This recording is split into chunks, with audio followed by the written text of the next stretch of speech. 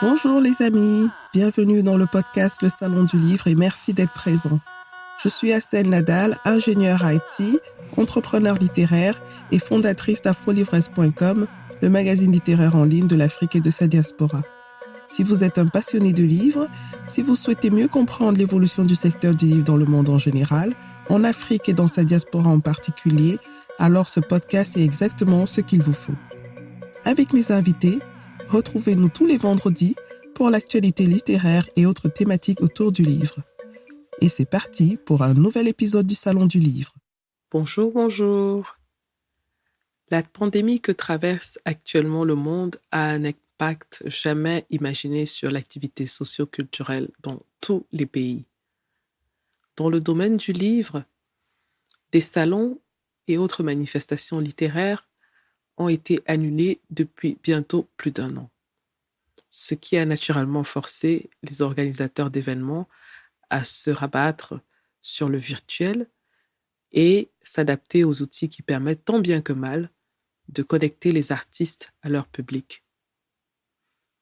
C'est ainsi que des logiciels de meeting en ligne comme Zoom ont vu leur popularité exploser en quelques mois. Et c'est tous les jours qu'on reçoit des invitations d'événements en ligne. Tout le monde peut aujourd'hui organiser des événements en ligne. Mais comment se démarquer des autres événements si l'on organise le nôtre? Comment faut-il le préparer pour qu'il ait du succès, tant chez sa cible que chez les invités? En février dernier, j'avais été invitée à participer à un événement en ligne sur la littérature africaine à l'occasion du Black History Month. J'avais alors été séduite par le professionnalisme des organisatrices de cet événement et par la présence du public qui est resté jusqu'à la fin alors que l'événement avait duré plus de 2 heures, ce qui est très rare. Aujourd'hui, je reçois l'une des organisatrices, Johanna Kanga, pour qu'elle nous livre quelques-uns de ses secrets pour réussir l'organisation d'un événement littéraire avec le logiciel Zoom. Je vous souhaite une très agréable écoute. Bonjour Johanna. Bonjour Assel, bonjour. Merci d'avoir accepté mon invitation dans le podcast Le Salon du Livre. Je suis spécialement heureuse parce que on a déjà échangé, j'ai déjà été invitée dans un événement que tu as organisé et j'ai été impressionnée par l'organisation et j'ai donc voulu que tu partages avec nos auditeurs ton expérience et tes astuces aussi pour réussir un événement sur Zoom. Encore merci d'avoir accepté l'invitation. Mais merci pour l'invitation. Je suis hyper heureuse d'être là et je suis prête à partager toutes les petites astuces et tout ce qui pourra rendre les prochains événements des auditeurs un peu plus smooth, disons. OK, très bien. Mais avant qu'on ne parle vraiment du sujet, est-ce que tu peux nous dire un peu qui est Johanna? Qu'est-ce que tu fais dans la vie? D'où tu viens? Mon nom est Johanna Kanga. Je suis étudiante à l'Université McGill à Montréal en Sciences Po, économie et développement international. Je suis également la relationniste et coordonnatrice d'événements pour Black Girls Gather et panéliste pour CBC Radio. Donc, pour parler un petit peu de ce que je fais aller dans la continuité, on va parler un petit peu, je pense, du book club, parce que c'est là où on s'est rencontrés. Tout à fait. On a fait un événement en février auquel tu as participé, qui était un événement sur la littérature africaine et pouvoir donner un peu plus de place aux auteurs de la littérature noire. Et c'est vraiment l'essence de Black Girls Gather, qui est un programme qu'on a lancé avec des collaboratrices, des jeunes filles noires comme moi, à l'été passé, en août. Et on a lancé ce programme au sein de la West Island Black Community Association, qui est un organisme sans but lucratif qui a été fondé en 1982. C'est un organisme qui est enregistré comme un organisme de bienveillance canadien et qui organise et gère des programmes éducatifs de mentorat, développementaux et sociaux destinés aux enfants, aux adultes et qui desservent vraiment tous les jeunes de la communauté de l'ouest de l'île de Montréal. Donc, Black Girls Gather, c'est vraiment un programme qui regroupe 2 groupes de jeunes filles qui vont de l'âge de 12 à 15 ans et ensuite 16 à 18 ans. On se réunit chaque semaine, on discute des lectures qu'on a faites et des thèmes. Les lectures sont principalement des auteurs noirs parce que c'est vraiment important pour nous de mettre le spotlight sur notre littérature, sur notre communauté et faire découvrir aux jeunes filles toute la mosaïque, en fait, de notre diaspora parce qu'on est tellement diversifiés. Et on fait plein d'autres activités comme des projections de films, des ateliers d'écriture, des ateliers de poésie.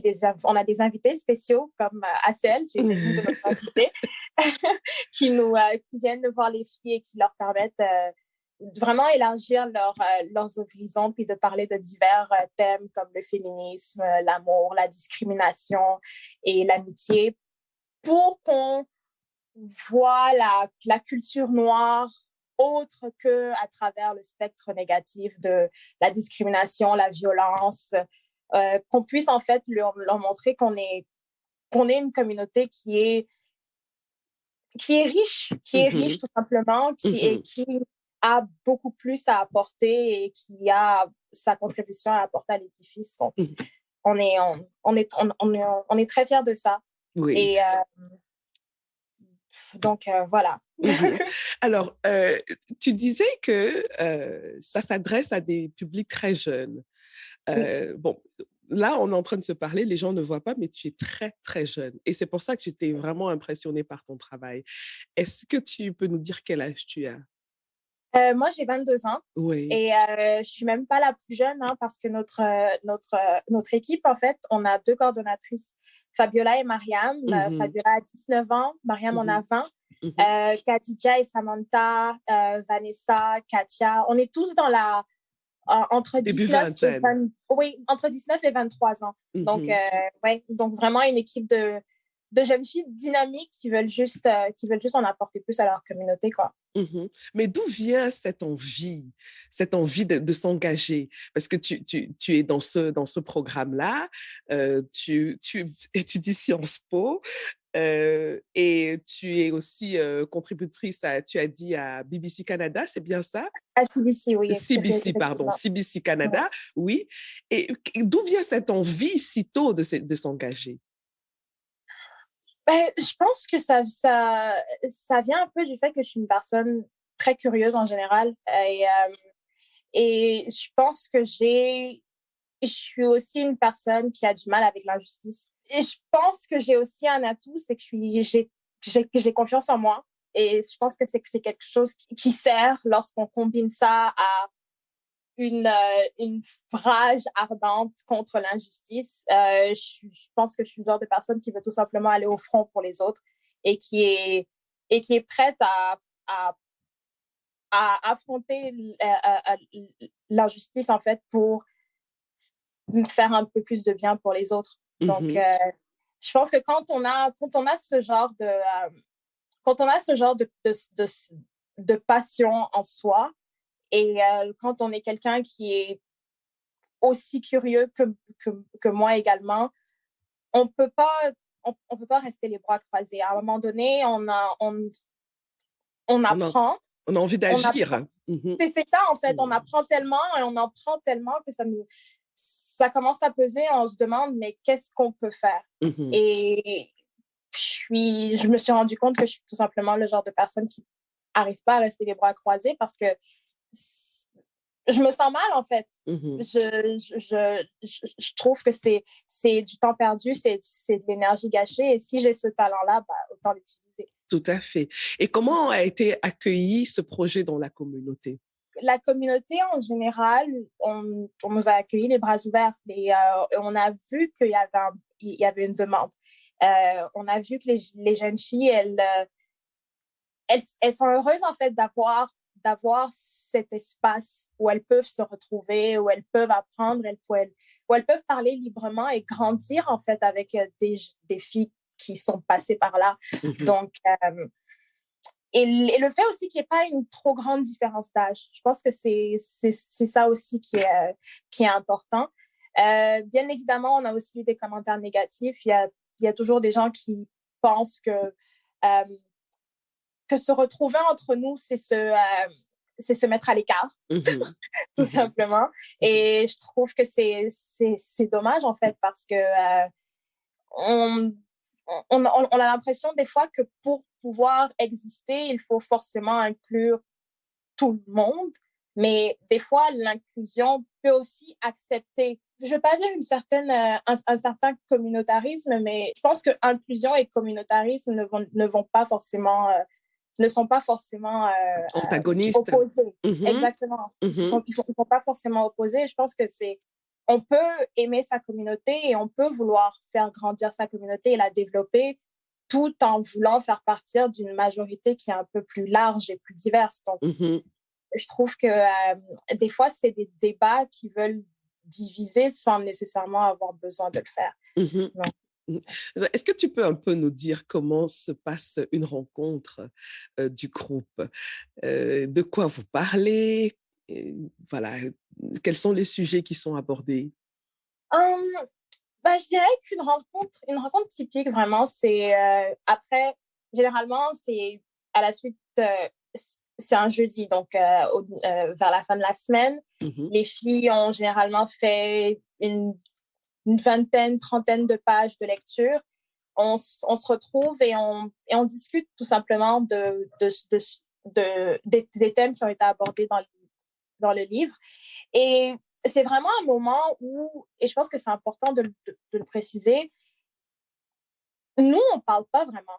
C'est vraiment, on leur laisse vraiment la place. La parole. Et c'est vraiment, exactement, on va lancer une question, mais c'est vraiment elles qui portent la conversation et qui vont quand même assez profond dans certains sujets.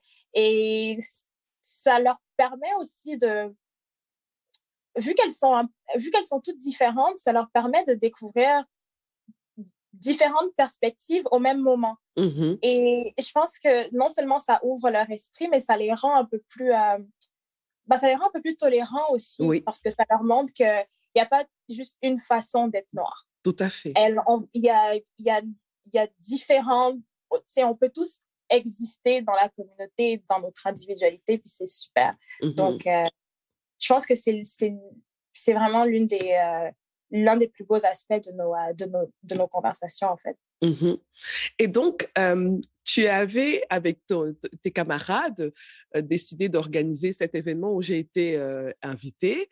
D'où est partie l'initiative? D'où est partie l'idée? Qu'est-ce que vous avez voulu atteindre comme objectif avec cet événement-là? Donc, nous, notre objectif, c'était de pouvoir offrir une vitrine aux auteurs locaux, mais issus de la diaspora. Donc, nous, ce qu'on voulait, c'était non seulement que les filles découvrent des auteurs pas nécessairement montréalais. Et je dis ça, en fait, parce que je pense que c'est important que je le précise. La majorité des auteurs qu'on a lus durant la première année étaient surtout américains et il y en avait très peu de Canadiens. Donc, on voulait leur montrer une autre partie de la communauté noire.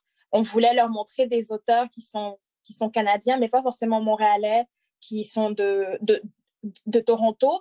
Mais c'était important pour nous qu'ils aient des origines africaines aussi, parce qu'on trouve que c'est des perspectives qui sont encore plus riches. Quand on parle du continent nord-américain, mais qu'on a l'expérience du continent africain, je pense que ça leur apporte quelque chose de différent parce que la majorité des filles sont nées ici et elles ne savent pas elles ne sont pas nécessairement elles sont pas nécessairement proches des réalités du continent africain. Donc, c'est bien pour elle de pouvoir voir autre chose. Et vu les circonstances, puisque tout le monde n'était pas dans la même zone géographique, tu as dû organiser l'événement sur Zoom, ce qui nous amène aujourd'hui à cet épisode. Alors, est-ce que déjà, je ne suis pas sûre qu'il y a des gens qui ne savent pas ce que c'est que Zoom, mais on ne sait jamais. Est-ce que tu peux nous dire en quelques mots ce que c'est que Zoom? Donc, Zoom, en fait, je pense que la plupart des gens sont familiers avec Skype parce que c'était très populaire avant. Zoom, c'est un logiciel de vidéoconférence comme Skype, en fait. Et la différence, il propose 2 versions. Donc, vous avez la version payante ou la version gratuite. Et la différence entre les deux, en fait, c'est que la version payante, elle vous donne un accès pas mal illimité à la majorité des fonctionnalités. Elle se décline quand même en 3 versions. Vous avez la version soit pro, business ou entreprise, tout dépendant vraiment de vos besoins. Parce que généralement, ce genre de vidéoconférence peut aller entre 100 et 500 invités. Donc, ça va vraiment dépendre des besoins de tout ça chacun. Mais la version gratuite, elle est quand même aussi confortable. Le problème, en fait, c'est que les meetings sur la version gratuite ne durent que 40 minutes et ils ne peuvent inclure qu'un maximum de 100 participants. Ça va quand même, mais lorsqu'on veut faire des événements qui durent... Un maximum de 5 ou de 100? 100 participants. 100, 100. Exactement. Dans la version gratuite. Exactement. Donc, ça va. Mais c'est sûr que si on veut faire des événements d'1 heure, d'1 heure et demie, c'est pas l'idéal de prendre la version gratuite parce qu'on ne veut pas avoir à renvoyer un lien aux participants. C'est un peu plus compliqué. Donc, voilà. OK. Donc, passons à la partie pratique. Moi, c'est ça qui m'intéresse. Hein. Alors, comment on fait quand on veut préparer un événement Zoom et qui doit réussir? Parce qu'il suffit pas d'avoir l'événement, il faut qu'il ait du succès. Aujourd'hui, on a la pandémie, donc on sort très peu, il n'y a pas d'événements culturels à l'extérieur, donc tout le monde s'est rué vers tout ce qui est disponible en ligne. Ouais. Donc, voilà. Et parfois, on a un peu l'embarras du choix sur les événements en ligne. Et ce qui fait qu'il faut, en tant qu'organisateur, se démarquer. Et voilà, parce qu'il y a tellement d'offres qu'on ne sait plus qui fait quoi et comment. Donc, il faut se démarquer. Comment est-ce qu'on prépare cet événement? Est-ce que tu peux nous dire les étapes de ta préparation pour l'événement Zoom? Donc, on va faire l'avant, le pendant et l'après. D'accord. Mais la majorité du travail se passe dans l'avant. Okay. C'est là qu'il y a le plus gros. Je pense que les 2 mots-clés pour qu'un événement en ligne ait du succès, autant qu'un événement en personne, c'est la planification et la promotion. Alors, je pense que c'est 2 choses essentielles. Au niveau de la planification, je pense que la communication, c'est la clé, surtout lorsqu'on est lorsqu'on travaille en ligne et qu'on ne voit pas nécessairement ses collègues. Donc, il faut s'assurer dès le départ d'avoir une idée claire et un plan de match précis. L'envoyer aux invités à l'avance. Donc, tout ce qui est recherche, tout ce qui est invitation, ça se passe vraiment... Je dirais au moins 1 mois avant que l'événement... Je dirais que ça, c'est le minimum. Au moins 1 mois avant que l'événement se tienne. Envoyer les courriels d'invitation à l'avance. On précise la date, l'heure de l'événement. On envoie un plan détaillé à chaque invité du déroulement de l'événement. On inclut les questions auxquelles ils devront s'attendre à répondre. Idéalement, on prend la peine aussi de mentionner les fuseaux horaires, comme on a fait lorsqu'on sait que les invités vont être dans des zones différentes, dans des zones géographiques différentes. Ça, nécessairement, on le sait au moment de la recherche parce que lorsqu'on fait nos recherches sur les invités, on tombe généralement sur leur lieu et on sait où ils habitent. Donc, tout ce qui est préparation, les envois des courriels, on s'assure de vraiment communiquer régulièrement avec les panélistes. Ça, c'est vraiment important. S'ils ont des appréhensions, des questions, on s'assure de communiquer régulièrement et en avance pour pouvoir faire les modifications à l'avance également. Et ça peut arriver parce qu'il y a certaines personnes qui seront pas nécessairement confortables avec certaines questions, certains contenus. Lorsqu'on parle avec des gens qui sont représentés par des agents aussi, des fois, certains contenus ne vont pas... au niveau relations de presse, des fois, ça ne va pas aller pour eux. Donc, niveau image, donc, il va falloir faire des modifications, d'où l'important d'être à l'avance et de communiquer rapidement et régulièrement. C'est vraiment important. Après ça, je dirais que au niveau de la promotion, ça va rentrer au moins 2 semaines avant l'événement.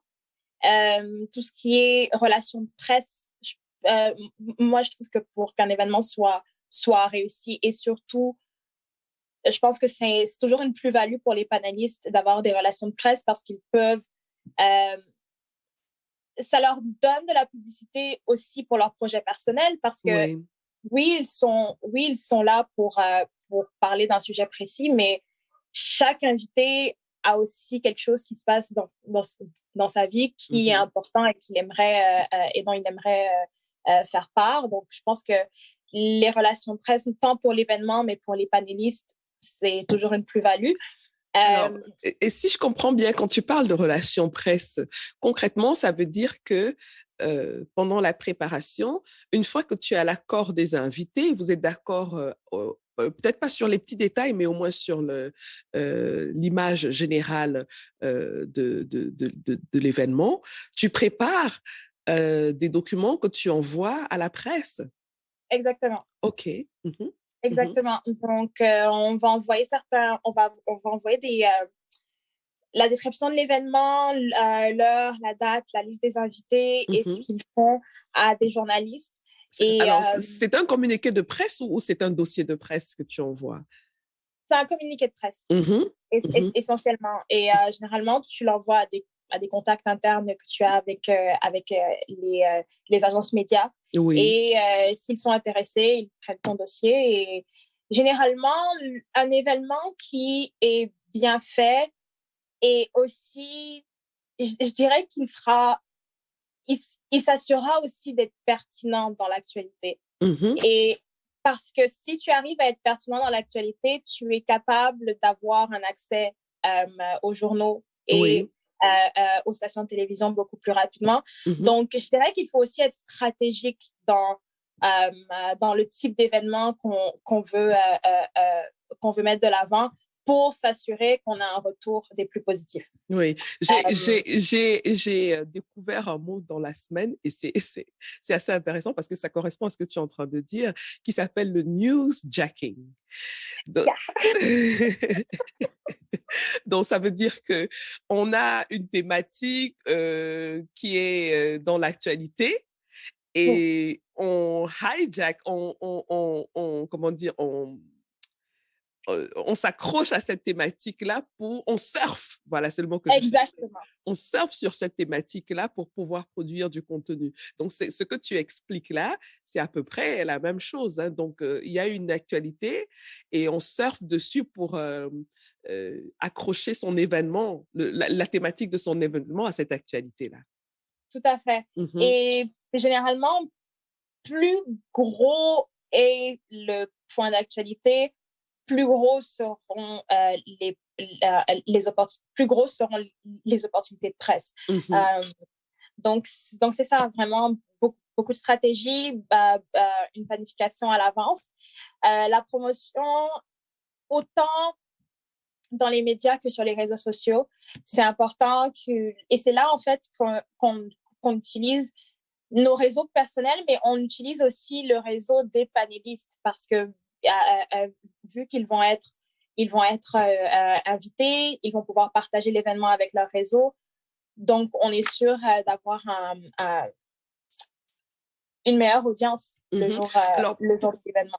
Pour le partage des invités, est-ce que vous préparez à l'avance des documents tout prêts à partager que vous envoyez aux invités? Oui, généralement, les posters, les descriptions. Généralement, on fait des posters qui concordent pour les formats en story parce qu'on sait que ces formats-là, ils rejoignent beaucoup plus de monde, ils sont beaucoup plus attractifs sur les réseaux sociaux aussi. Et c'est aussi des formats qui peuvent être facilement modifiés en post, alors que le post ne peut pas forcément être modifié en story aussi facilement. Donc, les posters, les descriptions d'événements sont envoyés à tous les panélistes à l'avance. Généralement, ils sont inclus dans le premier, je pense, le premier ou le second email d'invitation par la suite. OK, oui. Donc, on continue, on est toujours dans la promotion. Est-ce qu'il y a un autre point auquel il faut faire attention dans la promotion? Non, je dirais vraiment que niveau médias, niveau réseaux sociaux, un minimum de 2 semaines en avance, mais le plus on se rapproche de l'événement, le plus agressif devient la promotion. C'est là qu'on rappelle le plus souvent à nos participants qu'il y a un événement qui s'en vient. On va partager l'événement nous-mêmes sur nos réseaux sociaux, s'assurant en fait qu'il y a le plus de bruit possible pour rester dans le momentum en fait. Et donc voilà. Et après, je dirais qu'au niveau de la planification, certains ne voient pas l'utilité des répétitions. Moi, personnellement, je pense que c'est important parce que même si c'est sur Zoom, peut-être que c'est mon côté un peu carré et je veux que tout soit sous contrôle, mais je pense que c'est important parce que non seulement ça permet de rencontrer les panélistes à l'avance, on peut enfin se voir après les échanges par courriel, mais ça permet aussi de s'assurer qu'il n'y a plus d'ambiguïté dans les questions. Oui. Parce que la façon dont le panéliste va interpréter et va dire une question ou va répondre à une question, c'est pas forcément... Des fois, les interprétations peuvent être différentes. Donc, ça permet en fait de régler à l'avance tous les derniers petits détails et de mettre tout le monde en confiance juste avant l'événement. Donc, quelques jours avant l'événement, tu fais une mini-rencontre avec les panélistes et puis vous échangez sur les différents points qui peuvent éventuellement encore être flous, si j'ai bien compris. Alors, il y a une chose qui m'intéresse toujours dans la planification. Je me souviens que tu avais créé l'événement sur Eventbrite pour que les gens aillent s'y inscrire. Et il fallait passer par cette inscription pour avoir l'accès à l'événement. Oui. Alors, tu aurais pu aussi utiliser le lien Zoom directement sans passer par Eventbrite, par exemple. Oui. Alors, il faudrait qu'on rappelle que le logiciel Zoom produit un lien qui permet d'avoir accès à la vidéoconférence, pour ceux qui ne le savent pas. Donc, pourquoi tu as choisi cette méthode-là au lieu de partager directement le lien Zoom? En fait, ça, c'est encore une question de contrôle. C'est encore une question de contrôle parce que on trouvait en fait avec mon équipe que c'était la meilleure façon de savoir exactement le rendement qu'on avait eu avec l'événement. Parce que lorsque les gens achètent les tickets, les billets, même si c'est gratuit, on sait exactement le nombre de personnes qui seront à l'événement à l'avance. Donc, ça nous met beaucoup plus en confiance lorsqu'on fait la planification, et ça nous permet de nous ajuster aussi au niveau de la promotion. Parce que si on ne sait pas combien de personnes vont se rendre, si on n'a aucune idée de ce qui se passe, on ne sait pas vraiment si notre promotion marche bien, mais en même temps, à la fin de l'événement, on arrive un peu à l'événement avec plein de surprises. Oui. Parce qu'on ne sait pas à quoi s'attendre. Oui. Donc, c'est toute une question d'organisation et de contrôle. On veut tout simplement savoir à l'avance combien de personnes seront là, est-ce que la promotion a été efficace, et est-ce que le rendement au niveau de l'audience sera bon. Non seulement pour les panélistes, non seulement pour nous, mais aussi pour les panélistes et pour les relations médiatiques qu'on a invitées. C'est très intéressant parce que moi, quand j'ai vu ça, et c'est peut-être pas la première fois que je voyais ça, mais je me demandais, mais pourquoi les gens se compliquent la tâche à passer par Eventbrite alors qu'ils peuvent tout simplement partager le lien Zoom. Sauf qu'effectivement, maintenant que tu le dis, il n'y a pas de traçabilité avec le lien Zoom. On n'a pas la possibilité de savoir si quelqu'un s'est enregistré pour l'événement ou pas. C'est très intéressant, ça. OK. Donc, maintenant, on a tout planifié, tout est OK, tout est mis en place. Qu'est-ce qui se passe? On arrive le jour de l'événement. Oui. Le jour de l'événement, c'est important d'être présent. Moi, je dis au moins 15 minutes à l'avance. Avant nos invités, s'assurer que tout fonctionne correctement. Généralement, c'est là qu'on va avoir le dernier gros meeting avec les filles, où on va pouvoir repasser en boucle le déroulement, on va repasser notre présentation, repasser les questions, et sûr et certain que tout est carré. Et une fois que les invités arrivent, une fois que l'événement commence, là, c'est le moment, je dirais, de suivre le déroulement qu'on a fait. Et c'est là, en fait, qu'une bonne planification devrait rendre cette partie particulièrement aisée et particulièrement amusante, en fait, parce que tu fais tout simplement suivre ton plan. Tu sais exactement ce qui va se passer. Et je dirais qu'on accorde toujours un 5 minutes de grâce, c'est-à-dire qu'on attend 5 minutes que les gens arrivent. Et je dirais 5 minutes après le début de l'événement, tout commence à rouler et c'est showtime. tu le dis comme ça aussi facilement, mais il y a quelque chose que je voulais aborder avec toi parce que ce n'est pas aussi évident qu'on le pense. Tu sais, les personnes ont différentes personnalités. Il y en a qui sont extrovertis, il y en a qui sont timides, il y en a qui peuvent parler hors caméra, il y en a qui n'ont pas de courage de montrer leur visage, ainsi de suite. Alors, toi, en tant qu'organisatrice et modératrice de l'événement, comment tu fais pour surmonter le stress, pour surmonter ce petit stress qu'on a aussi un peu avant de parler en public, parce que même si on n'est pas en physique quelque part, c'est toujours un exercice de prise de parole publique. Comment tu fais pour surmonter tout ce petit stress-là? Et ton équipe aussi, parce que parfois le stress, il est contagieux. En fait, je dirais que mon truc à moi, en fait, c'est de me dire que si je suis bien préparée, j'ai pas besoin d'être stressée. Et c'est là, en fait, que le plus gros de mon temps va dans la planification. Et ce serait faux de penser que j'aborde un événement en live, sans notes, sans quoi que ce soit. J'ai toute la planification devant moi le jour de l'événement, pendant que je pose les questions. Il y a rien, en fait, qui est pas scripté, en fait. On a fait un script, on va l'utiliser, et c'est la raison pour laquelle ça se passe aussi bien. Et c'est la raison pour laquelle il n'y a pas de... oui, tu es stressé. Oui, tu dois prendre tes gorgées d'eau de temps en temps parce que tu commences à avoir la bouche sèche, parce que c'est stressant de parler devant autant de gens, et de devoir suivre les conversations aussi parce que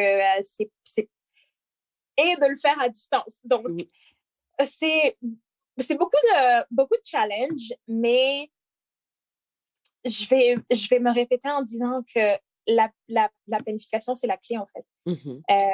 Et être organisé et avoir ces outils devant soi, t'as toutes les béquilles pour le stress que tu dois porter. Donc, je dirais que c'est ça, en fait. Oui. Être bien organisé. Et est-ce que tu as des astuces pour nous par rapport à, toujours dans le cadre de la planification, par rapport à l'ambiance qu'il faut avoir? C'est-à-dire que, par exemple, hein, l'endroit où on se trouve, comment on parle, voilà. Est-ce qu'il faut aller dans un endroit hyper chic pour montrer qu'on est super beau? Parce que ce sont des questions qu'on se pose quand on sait qu'il y a des gens qui vont nous regarder. Est-ce qu'il faudrait que, je ne sais pas moi, que j'ai des lumières tamisées? Donc, ça n'a l'air de rien comme ça, mais c'est des questions qu'on se pose. C'est des points importants parce que le visuel, après tout, est important. Ça fait partie du professionnalisme, ça fait partie du décorum. Mais je dirais en fait de ne pas trop se casser la tête parce que chez nous, on a tous un endroit à la maison, même un mur blanc, c'est parfait. Oui. Tout simplement, avoir un endroit éclairé, avoir les mains quand même visibles parce que je trouve que lorsque on parle avec les mains et qu'on met un peu de mouvement à la caméra, ça permet aux gens de rester alertes, surtout parce que sur Zoom, on n'a pas envie d'endormir les gens. Oui. Et je trouve que quelqu'un d'animé, quelqu'un qui parle avec du mouvement, garde les gens intéressés. C'est important d'avoir des vêtements propres. C'est important de ne pas avoir de taches parce que c'est distrayant. Et voilà, tout simplement, c'est important. J'irais de toujours avoir un verre d'eau à côté et d'être dans un endroit calme, tout simplement. Oui. Et si jamais on doit mettre des écouteurs, s'assurer de ne pas oublier de parler dans le micro parce que il y a beaucoup de gens des fois qui oublient et on les entend pas. D'accord. Donc, on est en plein dans l'événement, tout se déroule bien. Pas toujours. Ça peut arriver qu'il y ait un couac. Comment tu réagis s'il y a quelque chose qui ne fonctionne pas? S'il y a quelque chose qui ne fonctionne pas,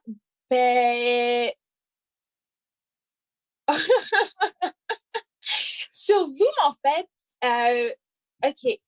Je dirais que l'une des choses qui peut arriver, c'est qu'il y a peut-être que l'une... parce que sur Zoom, tu as les autres, hein, tu as la personne qui va vraiment être en charge du lien et qui peut utiliser les fonctionnalités.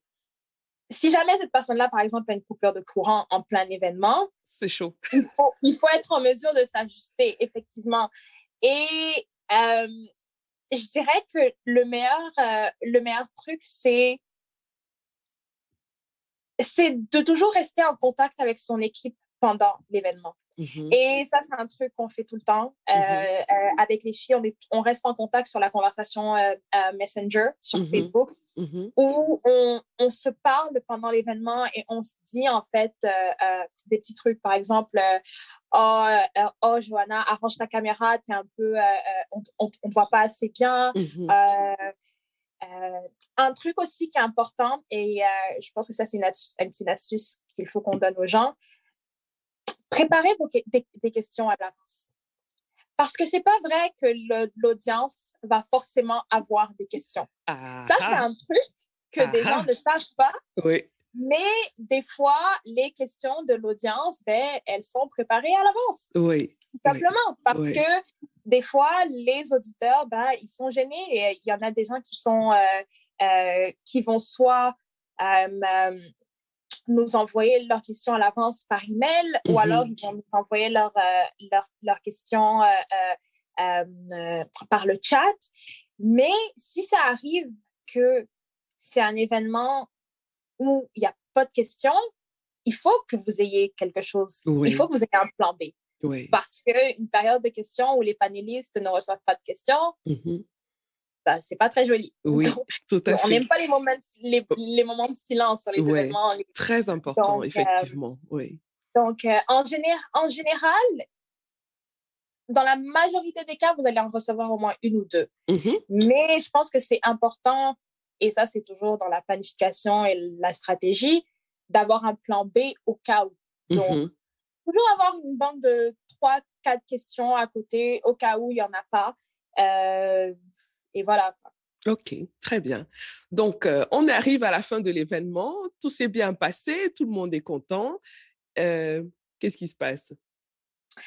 À la fin de l'événement, on remercie les invités. Je pense que c'est important d'envoyer les courriels de remerciements. Si jamais il y a des invités qui sont de la région, on peut leur envoyer un paquet, tout dépendant du budget. Mais c'est important, en fait, de clore l'événement avec un remerciement parce que je trouve que, premièrement, ça solidifie les relations. Oui. Et je trouve que c'est aussi une mesure de politesse parce que c'est des gens qui ont pris le temps de vous donner leur temps. Et voilà. Écoute, aujourd'hui, tu es mon invité sur le podcast alors que j'étais l'invité de ton panel. Tu vois comment les choses se font? C'est ça les relations. Oui. Et je pense que dans la vie, on me demande toujours c'est quoi qui est le plus important, et je trouve que c'est ça justement. C'est les relations qu'on tisse avec les gens et les expériences qu'on crée. Donc, non, je pense que c'est important. C'est important. Très bien. Et est-ce qu'il y a autre chose que vous faites encore après l'événement par rapport aux invités, par rapport à l'équipe, l'équipe qui a organisé l'événement? Est-ce qu'il y a une évaluation ou alors par rapport à ceux qui ont participé à l'événement dans le public? Est-ce qu'il y a une suite? Généralement, on n'envoie pas forcément de demande d'évaluation, mais on a toujours une rencontre d'équipe à la suite de l'événement. Généralement, dans les 5 à 10 minutes qui suivent, on va se rencontrer sur Zoom, parler de ce qui a bien fonctionné, de ce qui a moins bien marché, comment est-ce qu'on peut s'améliorer pour les prochaines fois. Oui. Mais c'est aussi le moment où on se félicite pour le beau travail qu'on a fait. La pression retombe et on peut enfin respirer. Ouais. Donc, c'est vraiment le moment de petit souffle. Oui. Et est-ce que tu as une façon d'exploiter le contenu qui a été produit par l'événement? Parce que c'est quand même des gens qui participent, qui disent des choses intéressantes. Qu'est-ce que tu en fais? En fait, c'est là que les relations de presse interviennent parce que c'est généralement, c'est après l'événement que les articles vont sortir. Parce que les journalistes ont assisté à l'événement généralement et ils ont pu exploiter le contenu qu'on a produit durant l'événement. Et c'est tout simplement le moment où on attend le retour. Oui. Et dans la semaine qui suit, on repartage les articles et les promotions qu'on a reçues sur nos réseaux sociaux. Et ça crée comme un double écho, en fait, parce que les panélistes, ils ont réussi à avoir accès à notre public à travers l'événement, mais l'article ou toutes les opportunités de presse qui ressortent de l'événement leur donnent comme un deuxième écho parce que on parle de leur présence dans l'événement, mais on parle aussi d'eux en tant que. Donc, c'est aussi l'une des belles parties, en fait, de ce genre de projet. Et quand tu avais cherché les médias pour la partie relations presse, tu avais ciblé une catégorie de médias ou tu as pris comme ça au hasard les médias que tu voulais contacter? Oui, quand même. C'est quand même toujours assez ciblé. Généralement, on va avec ceux qui nous offrent l'auditoire le plus large possible, surtout lorsque les invités sont nationaux et internationaux, parce que ça a plus de sens, en fait, qu'ils reçoivent ce genre d'attention-là, parce que c'est dans cette gamme-là qu'ils se trouvent. Donc, généralement, ça va avec le type d'invité qu'on va avoir. C'est vraiment le type d'invité qui va déterminer le type de média qu'on va cibler. Mais en général, c'est le plus large possible, médias nationaux et internationaux. Et c'est des médias généralistes ou c'est des médias vraiment spécialisés dans la culture? C'est des médias qui sont généralistes. OK. OK, très bien. Et s'il y a quelque chose que tu as retenu comme enseignement dans l'organisation d'un tel événement et que tu voudrais partager avec nos auditeurs, qu'est-ce que c'est? S'il y a un truc que j'ai retenu, il n'y a rien de mieux que quand c'est intentionnel. C'est-à-dire? C'est-à-dire que des fois, quand on fait des événements, on veut absolument plaire parce qu'on veut que ça intéresse. Et je pense que des fois, on veut tellement plaire qu'on est prêt à s'éloigner le plus possible, des fois, de l'essence. Et on dilue, et on perd, en fait, l'essence de ce que c'était. Je sais pas si ça a du sens ce que je suis en train de dire en ce moment, mais je trouve que c'est important de rester fidèle à soi et de se rester fidèle aux idées qu'on défend et de pas avoir peur d'être trop spécifique ou d'être trop différent ou d'être trop communautariste. Et je dis ça, en fait, parce que lorsqu'on a fait l'événement, oui, c'était pendant le mois de l'histoire des Noirs, mais on s'est demandé s'il y aurait un intérêt. Oui. Parce que ça reste quand même que c'est sur Zoom, on parle de littérature et on parle de littérature africaine. On s'entend que les auteurs noirs ne sont pas les plus... ce ne sont pas nécessairement eux qui sont en première ligne dans nos médias à chaque fois. Oui. Et tant et aussi longtemps qu'on y a cru et tant et aussi longtemps qu'on a mis le travail nécessaire, ça a donné les résultats que ça a donné et c'était génial. Donc, je dirais que cet événement-là, en fait, m'a appris qu'il y a de la place pour tout. Oui. Il y a de la place pour tout et il faut tout simplement croire en ses idées et mettre le travail nécessaire et foncer, quoi. Ouais. Très bien. Donc, on est arrivé à la fin de notre échange qui est super intéressant. Moi, j'apprends beaucoup de choses. Et comme je te disais avant qu'on ne passe à l'enregistrement de l'épisode, moi, je sais où je vais aller quand j'aurai besoin d'organiser un événement sur ce.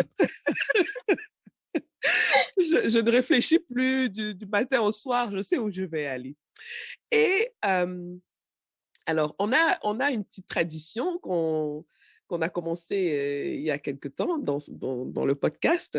À la fin de l'épisode, on veut savoir, alors, quand je dis on, il y a mon équipe derrière, hein, donc moi, je suis le visage du podcast, mais on voudrait savoir si tu avais quelque chose que tu pouvais supprimer dans le monde, qu'est-ce que ce serait? Oh, wow! S'il y avait quelque chose que je pouvais supprimer dans le monde. Une seule chose.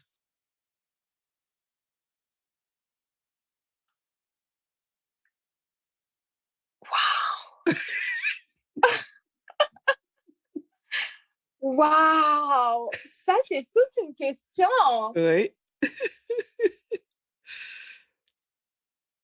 OK, je pense que s'il y avait un truc que je pouvais supprimer dans le monde, vite fait comme ça, j'ai pas envie d'aller dans le trop triste et de dire « Oh, la famine, la pauvreté, tout ça », parce qu'il y a trop de choses. L'un ne pourra jamais enlever l'autre. Oui. Mais vite fait comme ça, je dirais les eaux.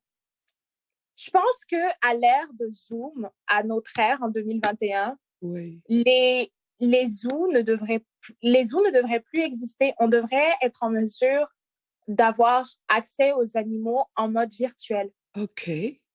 Et ça pourrait enlever tout ce système d'isolement et qu'on impose en fait aux animaux à travers les zoos.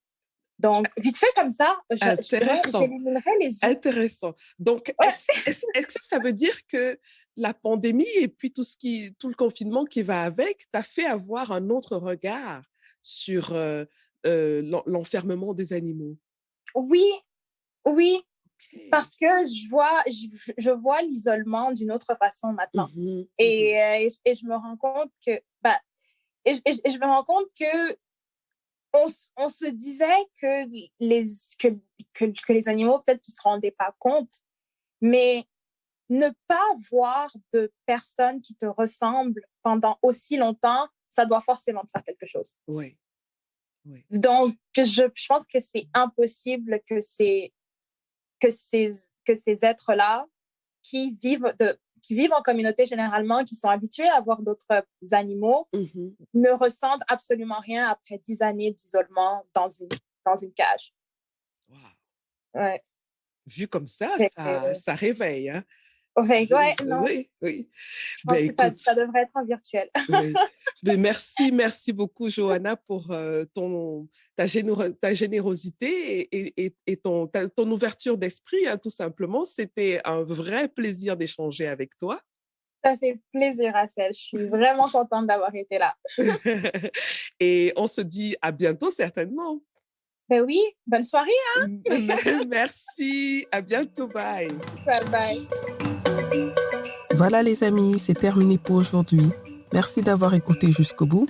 Si vous avez aimé cet épisode, je vous serais vraiment reconnaissante de vous abonner au podcast pour être notifié de la publication des prochains épisodes.